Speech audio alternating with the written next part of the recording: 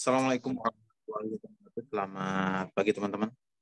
Ketemu ya di titik balik perubahan di tanggal 25 Ramadan ini ya.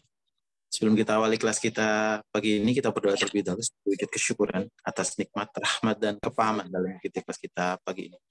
Berdoa silakan. A'udzubillahi minasyaitonirrajim. Bismillahirrahmanirrahim. Rabbi zidna ilma warzuqna fahma birahmatika ya arhamar rahim. Amin. Pagi ini live dari Magetan ini, Kang. Ya. Ya, ini di bawah kaki Gunung Lawu ya. Nice. Oke. Lanjut, Kang. Oke ya, bismillahirrahmanirrahim. Assalamualaikum warahmatullahi wabarakatuh. Selamat pagi ya, kita lanjut program kita. Titik balik perubahan. Selama Lebaran ada program nggak Mas Amin? Nanti setelah Lebaran itu ada ya. Ini ya, kelas halal bihalal tanggal 6 ini kebetulan nggak jadi offline ya karena Bang Aswar ada acara sorenya, jadi kita terpaksa online paginya. Tapi tanggal 7-nya kita ada mastering ya untuk para alumni MTLOC. Jadi bisa merapat untuk daerah Surabaya dan sekitarnya. Terus selama seminggu libur Lebaran itu TBP ada nggak? Gimana teman-teman? Ini bisa ikut atau kamisan aja? Bisa nggak? Kamisan katanya kan, biar lebih privat. Kamisan aja deh. Biar lebih kamisan privat aja ya. Seminggu kamisan gitu ya. Oke, sekarang ya wes.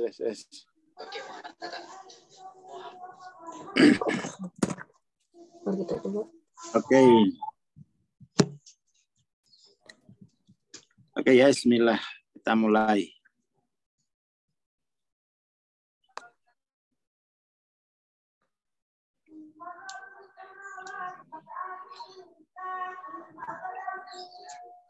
Oke, setelah diberi label milikku, pikiran atau perasaan secara ajaib dijiwai kemahatauan praduga dan fasilitas berdaulat yang diasumsikan. Jadi kita perlu pahami ya. Kita perlu pahami. Ini biar tak. Kan awalnya kebersayaan sendiri-sendiri. Ya, tak? Kita gambar lagi nih ya. Kebersayaan sendiri-sendiri. Kita lingkari dulu. Sebagai konsekuensi dari posisionalitasnya kan. Posisionalitas dualitas. Lalu ini kan pada akhirnya ini setiap kesayaan ini survive. Harus berjuang sendiri untuk bertahan hidup.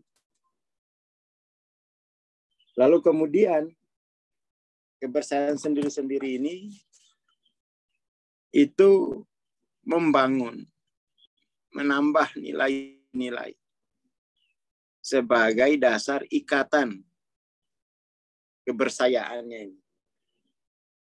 Katakan ikatan keluarga, ikatan suku, bikin lagi ikatan. Ikatan bisnis.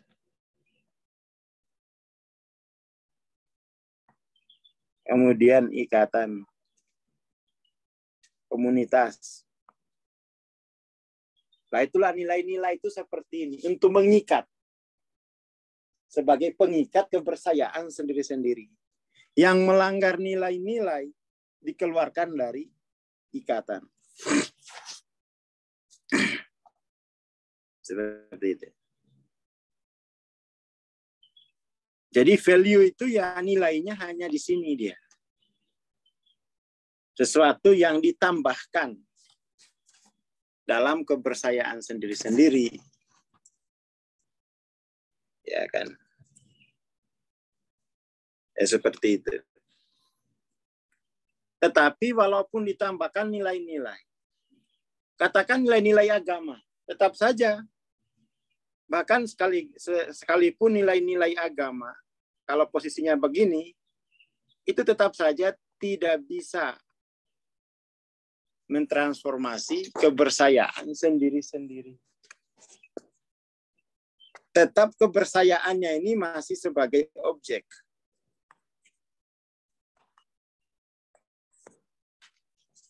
Nah, dari situ kemudian tuh kalau kita lihat institusi agama hari ini lebih seperti budaya. Ya kan? Seperti itu. Jadi kalau kita memahami agama hanya sebagai nilai-nilai moral, itu tidak ada bedanya dengan budaya. Karena pokok dasarnya itu tidak membebaskan manusia. Inadulumati ila nur. Inilah yang dulumat yang paling dasar. Kesayaan telah menjadi objek di alam tampak. Kesayaan telah menjadi objek di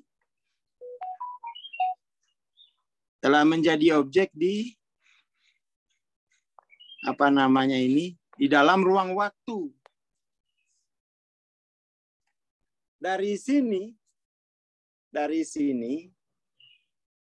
Dari pengertian ini maksudnya, kita melihat bahkan mungkin ilmu pengetahuan itu tidak support dengan kemanusiaan.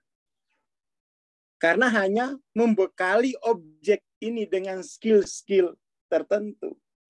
Tetapi pada dasarnya kegelapan yang paling inti dia terselesaikan. Jadi setelah menjadi objek, baru kita bekali dia skill ceramah, skill fisika, skill apa saja yang di sekolah. Jadi di situ kemudian kita bisa melihat, loh ini sekolah ini aslinya tidak support dengan kemanusiaan. Tidak support. Dalam pengertian ini ya, meskipun dia kemudian tuh ya ada gunanya sebagai objek. Tapi kan sebenarnya kebebasan tertinggi kita bukan memiliki produk-produk. Ya kan? Bukan. Kebebasan tertinggi kita kan adalah kemerdekaan sejati. Merdeka sebagai objek. Ya, seperti itu. Merdeka sebagai objek.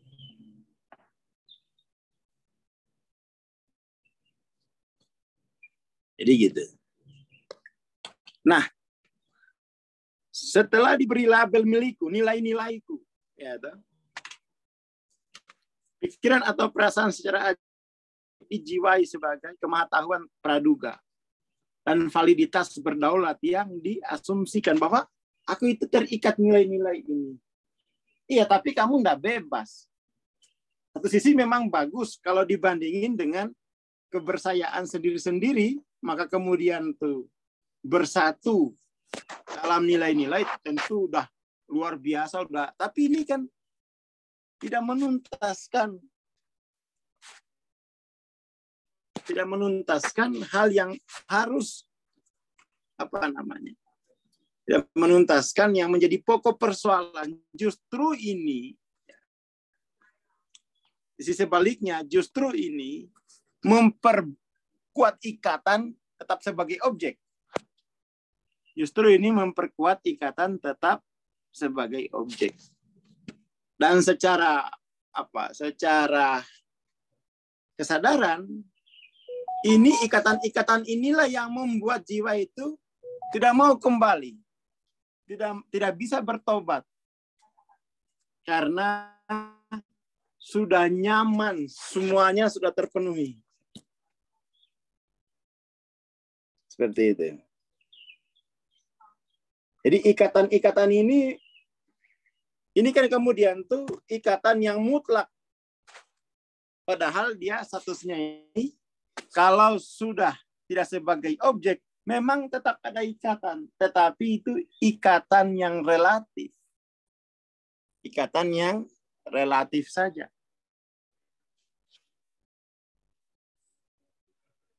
Seperti itu.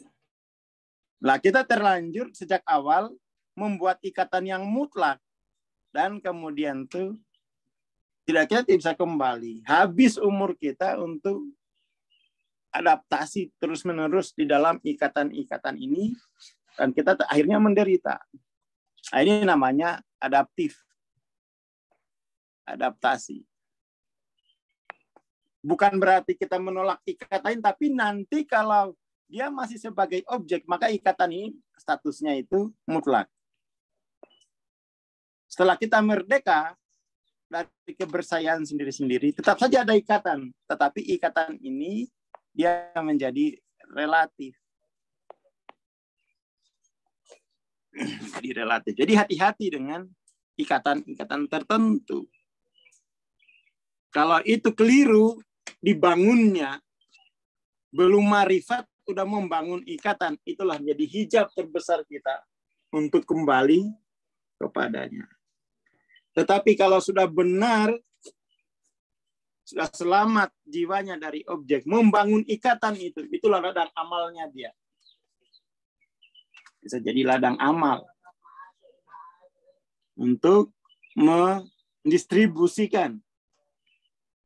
mendistribusikan peragaan kehadirannya. Ya, itu harus dipahami. Dan itu bisa dilihat juga di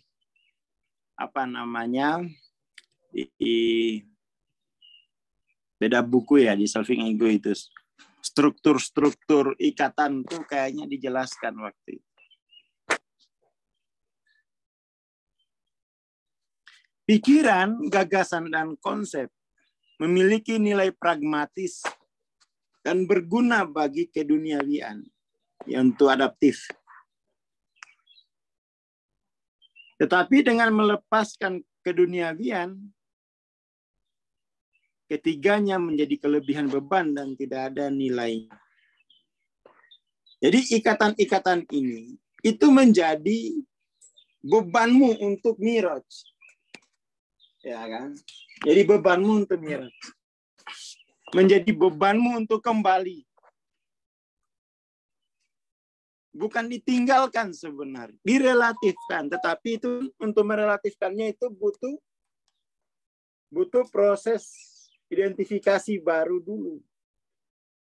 Baru bisa direlatifkan. Jadi nggak bisa, ini relatif saya bang. Oh nggak bisa begitu, itu kan kata-kata ya. Tapi sikap jiwanya kan, kalau tidak cukup kesadarannya tetap saja itu dia akan mutlak. Dan itu menjadi kelebihan beban. Makanya biasanya kalau kita baca buku-buku tasawuf gitu ya, buku-buku sufi, ikatan-ikatan itu sama gurunya dijebol dulu. Lepasin semua. Tinggalin semua dulu. Untuk sementara waktu, biar nggak menjadi kelebihan beban di jiwamu. Melalui introspeksi diri dan fokus ke dalam, orang bisa menemukan bahwa semua keadaan kesadaran adalah hasil dari eksekusi sebuah pilihan. Jadi kesadaran itu kemudian tuh memberikan kebebasan. Nah, itulah pilihan itu adalah kebebasan. Kebebasan. Kemarin siapa itu ya? Kelas sama Bang Aris ya, Bang Aris, ada Bang Aris ini ya. Bang Aris Makassar. Ini kita kelas, lalu kita masuk kepada ada satu proposisi ya. Kita bahas proposisi. Ada 2 proposisi yang kita bahas. Jadi kenapa atau mengapa ya persoalan persoalan dalam manusia ini makin hari makin ruwet, makin hari makin ruwet, dan itu multidimensi. Dan itu multidimensi. Mengapa nggak pernah selesai? Padahal kemajuan ilmu pengetahuan itu ugal-ugalan. Ada filsafat, ada psikoanalisis, psikoterapi, jumlahnya udah ribuan. Ya kan, ada ilmu ekonomi, ada macam-macam. Tetapi penderitaan tetap nggak selesai. Yang kita temukan kemarin dari diskusi dengan Bang Aris itu, ya karena dalam budaya kita, dalam peradaban kita, ada ketidaksadaran. Ada ketidaksadaran pada posisionalitas kehadiran diri.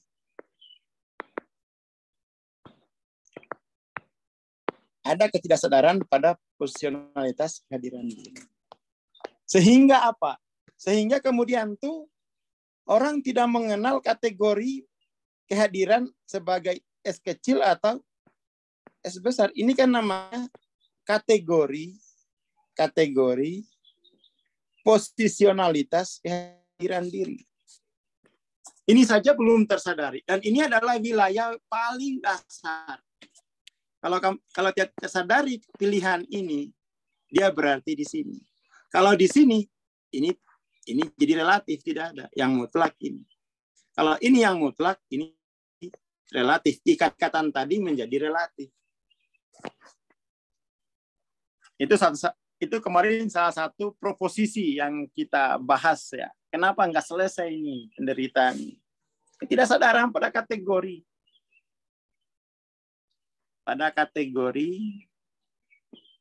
posisionalitas kehadiran diri. Kemudian dia nggak bisa memilih. Namanya tidak sadar, dia akhirnya secara default, karena memang ini adalah perjalanan minat dzulumati ila nur. Secara default dia S kecil. Karena inilah disebut dengan kegelapan. Paling gelap itu adalah ketidaksadaran pada kategori posisionalitas kehadiran diri. Hadir terhadap apa diri kita? Hadir terhadap afak. Hadir terhadap al-haq. Nah ini yang kemudian tuh, saya kemarin baca-baca ini ya, apa namanya, ada di status WA saya itu, apa tahapannya Imam Qusairi ya, muhadharah itu, ya dia nggak bisa hadir memilih gitu. Kan habis muhadharah itu kan apa kemarin itu ya, kasaf, baru muka safa itu kan ya, apa namanya tingkatan ya dari apa itu Imam Qusairi. Oh kalau begini caranya, tingkatan pertama itu adalah yang disebut muhadharah itu sadar dengan pilihan ini, dia hadir. Sadar dengan kategori posisionalitas kehadiran. Itu muhadharah berarti dalam apa ininya Imam Qusairi itu ya. Memang betul setelah orang milih ini dia bisa kasar. Setelah dia mampu menyadari dua kategori posisionalitas ini, itu baru nanti kasar. Itu kasar. Dan itu nanti akan lanjut terus dia. Nah, apa ya? Kesadaran pada kategori posisionalitas kehadiran ini progresif dia. Progresif sampai kamu kemudian tuh menjadi lampu lentera. Kalau kan ada dua tahapannya tuh, lampu lentera dulu. Ada yang lampu bolam. Lampu bolam tuh kalau dekat-dekat ngerti aku bang, jelek ngerti aku kesadaran ini. Tapi keluar kantor dikit, aduh apa tadi itu ya? Itu namanya bolam. Dinaikin terus sampai jadi lentera. Kapan jadi lentera kita nggak tahu. Tapi kalau semakin naik itu dia semakin punya makom untuk makom an-nur. Ya. Jadi lentera sudah itu kehadiran an-nur untuk menyadari kategori ini. Kalau nggak ada an-nur, nggak bisa tersadari kategori ini. Ya kan ada pilihan. Nggak akan ada pilihan. Nggak akan ada pilihan. Nah ini yang kadang-kadang itu orang bisa salah memutuskan. Lagi dekat sama ayang misalnya. Wah itu udah kayak punya lampu sendiri. Ternyata itu baru punya bolam. Nah setelah dalam kehidupan, Masya Allah, belum ada PLN-nya kita ini. Nah itu baru. Awalnya pas lagi berdua kan, berbunga-bunga. 500 watt cahayanya. Berdebar-debar. Setelah berumah tangga setahun kok makin surut ya. Loh itu bolam, belum lentera. Dari situ kemudian dia innalillahi. Akhirnya terjerat di tengah-tengah dia. Mau balik ke belakang nggak bisa, ke depan nggak bisa. Bolamnya makin hari makin putus. Jadi kadang-kadang itu kalau dekat-dekat sama orang yang yang dicintai, itu bolamnya hidup tuh. Bolamnya hidup. Tapi itu bukan lentera. Lah namanya bolam kan ada masa pakainya kan. Ada masa pakainya dia itu. Enggak selamanya. Enggak selamanya. Akhirnya ketika bolamnya putus, ya penuh KUA. Ya penuh KUA. Nah, itu karena belum ngerti dia belum ngerti perjalanan evolusi jiwa ini. Masih jadi objek gitu. Masih jadi objek. Oke ya. Jadi pilihan itu sebagai konsekuensi dari kehadiran an-nur. An-nur itu memberi pilihan. Akhirnya dulumat itu hilang, lenyap ketika an-nur. Lalu muncullah kebebasan. Jadi kemerdekaan itu karena hadirnya nur.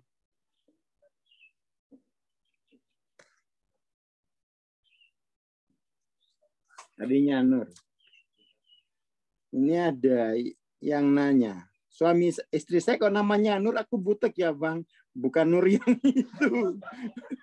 Bukan Nur nama orang, hadir namanya gitu. Namanya. Apalagi tambahin nur cahaya light. Wah, double.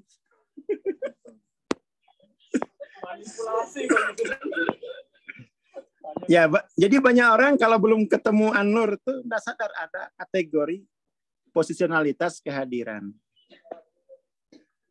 Keadaan-keadaan itu sama sekali bukan kepastian yang tidak bisa diubah, yang ditentukan oleh faktor yang tidak bisa dikendalikan.